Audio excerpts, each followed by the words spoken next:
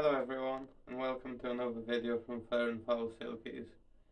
Today we're gonna make a short video for you showing you how we blow dry our chickens. I'm holding right now bantam sized bearded, I think it is, yes. It's a bit wet, you can't really tell. Bearded partridge silky chicken. As you can see, she's very wet. They do look very funny when they're wet, don't they? But yeah, and if you look down below, this is what we use to dry our chickens with. It's just a normal pet dryer. It is made for dogs mainly, but the reason why we like this so much is because you have wind control here, so you can control how powerful you want the blow to be. You can have it less powerful or more powerful depending on your chicken breed. This is important, especially if you show your birds, because it keeps the feathers intact. If the wind's too powerful, then you will dry the bird faster, but you might risk some of the feathers coming out. Then you've also got heat control, low or high. We usually have ours either on off or low, because the fan gets warm anyway the more you use it. So if you wash a couple of birds and dry them, if you have it on the high, it can overheat, and you don't want your birds to overheat neither, especially if you're from a part of the world that has very warm climates.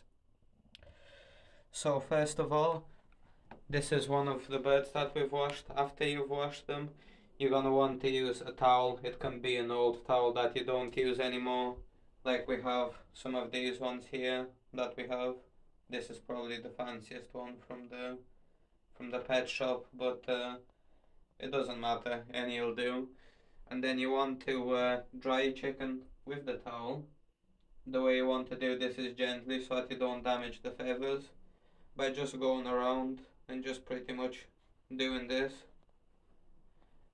It just helps to collect most of the moisture. It's not 100% necessary, but it makes your job a lot more easier when you go to dry them, as you've just collected the excess water by doing this. And under them you get quite a lot as well. She has already been towel dried, but I was just demonstrating for you the sort of technique that you need to use when doing so. So now when your bird's washed nicely, as you can see in our last video, if you haven't already watched it, please go on our YouTube channel and look on our video on how we prepare and wash our bantam silky birds. But after you've washed them properly, you're gonna want to grab your dryer.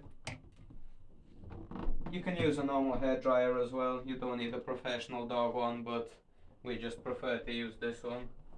And then you're gonna want to have a towel on the floor to put your bird down on, in case they make any mess, and you don't want it on your bathroom floor.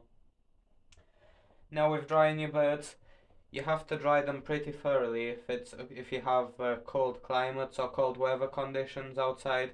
If you do keep your birds indoors, and the area where you keep them indoors is temperature controlled, then having your birds completely dried isn't completely necessary, as they will still have the warmth that they need, and they won't get cold. But if you do keep your birds outside, if it's a warm climate, it's okay to have them slightly damp, as long as their feathers look fluffy. They may still be slightly damp at the base of the feather on the skin, but that's okay. But if you live in a very cold climate and your bird lives outside, you are gonna want to make sure that they're dry right down to the skin, so that any cold wind or any cold weather that does blow into their living area doesn't cause them to get cold at night or during the day. So right, without keeping you any further, I'm gonna show you how we operate our pet dryer here that we've got.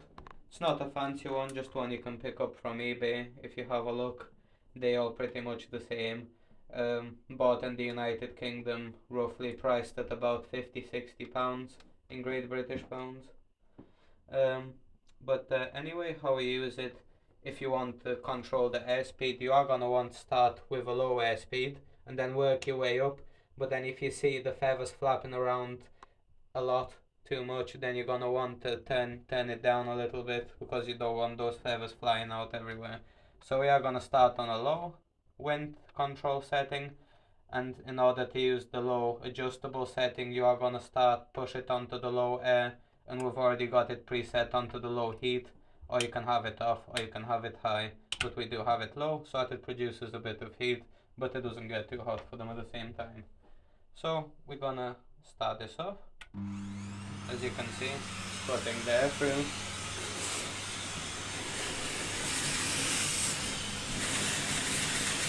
The feathers are looking okay, as you can see.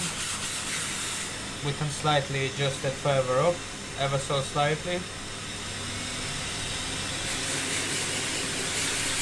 And still they're absolutely fine. I think about the middle is roughly the sweet spot.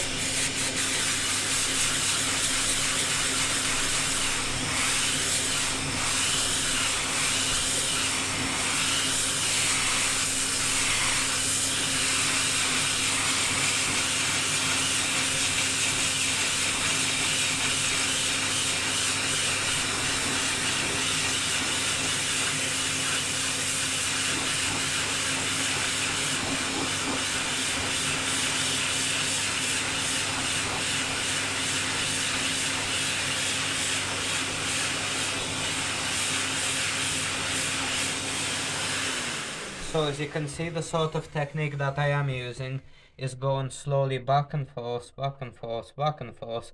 The reason why I do this is because these do get hot.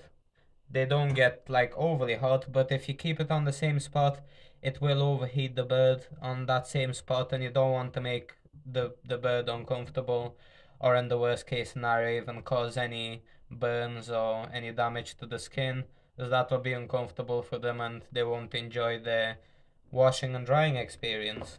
And also, if you do this action with the dryer, whether it's a hair dryer or a pet dryer, what happens is all of the air that comes out of the nozzle is going to go in between all of the feathers, and that's going to ensure that you've got a nice even drying action along the feathers of your bird. So as you can see here, we're starting to get some lovely fluffiness over here, as you can see. And the next areas that you're going to want to do is the head, in which you want to carefully do it. Do the rest of the body a bit, leave it, do a little bit more, leave it a bit, go to the rest of the body and do a bit more. If you keep it like this for like 10 minutes on the head, I guarantee to you that the bird is not going to enjoy it, because it's going to find it really difficult to breathe out of its nose. It's going to go in its eyes, the feathers around its face are going to flap absolutely everywhere. My god, it's gonna think that it's flying in the skies or something, so please do not do that. Make sure that you give it a chance to breathe, you know, do a bit of the back, check on the, split the feathers apart, check the skin, yeah, it's moist here, we'll do a bit here, go back to the head a bit, you know, check under the wings, go under the wings. You're gonna want to make sure to do like an even dryness. You don't want to stick on the same spot, you just want to nicely go all the way around, as well as underneath and behind the bird, and on the legs for silkies, as they have feathers, well, the right quality British ones that are according to the breed standard for silkies should have they should have feathers on their legs on both sides. We're gonna stop the video there for a second, but we are gonna restart, resume the video when the bird is fully dried, and then you'll be able to see what she looks like when she's been fully finished. So we'll see you back. Hello guys. So there we go. Back to the finishing product. Our birdie today, our little bantam partridge silky chicken, all nicely dried, all nice and fluffy. Head, neck, wings are lovely as well. Feet, fluffy booty, everything's lovely. So if you enjoyed our video on how you should dry your silky chickens, or any other chickens for that matter, please don't forget to share this video with your friends, subscribe and like to see more of our content in the future, as that will help us a lot for future content production. And thank you very much for watching again, and we'll see you next time. Bye.